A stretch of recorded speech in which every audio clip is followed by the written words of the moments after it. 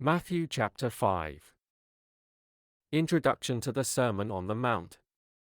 The Beatitudes. Now when Jesus saw the crowds, he went up to a mountainside and sat down. His disciples came to him, and he began to teach them. He said, "Blessed are the poor in spirit, for theirs is the kingdom of heaven.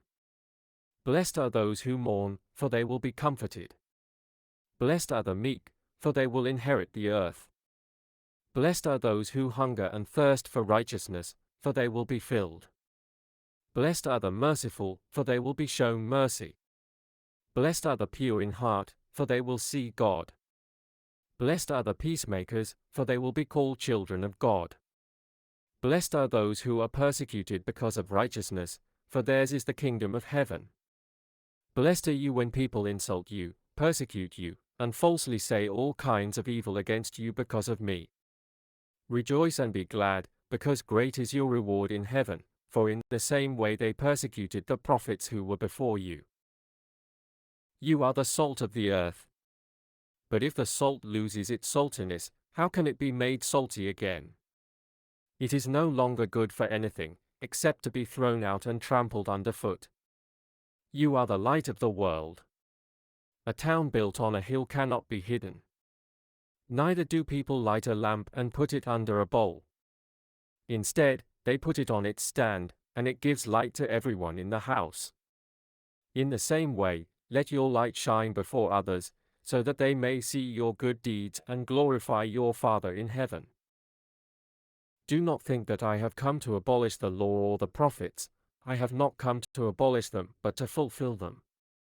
For truly I tell you, until heaven and earth disappear, not the smallest letter, not the least stroke of a pen, will by any means disappear from the law until everything is accomplished. Therefore anyone who sets aside one of the least of these commands and teaches others accordingly will be called least in the kingdom of heaven, but whoever practices and teaches these commands will be called great in the kingdom of heaven. For I tell you that unless your righteousness surpasses that of the Pharisees and the teachers of the law, you will certainly not enter the kingdom of heaven. You have heard that it was said to the people long ago, "You shall not murder, and anyone who murders will be subject to judgment." But I tell you that anyone who is angry with a brother or sister will be subject to judgment. Again, anyone who says to a brother or sister, "Raka," is answerable to the court. And anyone who says, "You fool," will be in danger of the fire of hell. Therefore, if you are offering your gift at the altar and there remember that your brother or sister has something against you, leave your gift there in front of the altar. First, go and be reconciled to them, then come and offer your gift. Settle matters quickly with your adversary who is taking you to court. Do it while you are still together on the way, or your adversary may hand you over to the judge, and the judge may hand you over to the officer, and you may be thrown into prison. Truly I tell you, you will not get out until you have paid the last penny. You have heard that it was said, "You shall not commit adultery." But I tell you that anyone who looks at a woman lustfully has already committed adultery with her in his heart. If your right eye causes you to stumble, gouge it out and throw it away.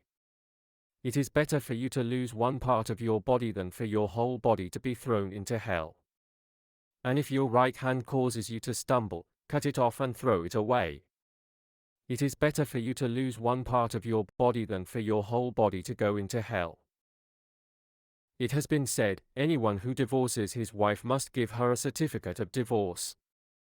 But I tell you that anyone who divorces his wife, except for sexual immorality, makes her the victim of adultery, and anyone who marries a divorced woman commits adultery. Again, you have heard that it was said to the people long ago, "Do not break your oath, but fulfill to the Lord the vows you have made." But I tell you, do not swear an oath at all, either by heaven, for it is God's throne, or by the earth, for it is his footstool, or by Jerusalem, for it is the city of the great king. And do not swear by your head, for you cannot make even one hair white or black. All you need to say is simply yes or no. Anything beyond this comes from the evil one. You have heard that it was said, "Eye for eye, and a tooth for a tooth." But I tell you, Do not resist an evil person. If anyone slaps you on the right cheek, turn to them the other cheek also. And if anyone wants to sue you and take your shirt, hand over your coat as well. If anyone forces you to go 1 mile, go with them 2 miles. Give to the one who asks you, and does not turn away from the one who wants to borrow from you. You have heard that it was said, love your neighbor and hate your enemy. But I tell you, love your enemies and pray for those who persecute you, that you may be children of your Father in heaven. He causes his sun to rise on the evil and the good and sends rain on the righteous and the unrighteous. If you love those who love you, what reward will you get? Are not even the tax collectors doing that? And if you greet only your own people, what are you doing more than others? Do not even pagans do that? Be perfect, therefore, as your heavenly Father is perfect.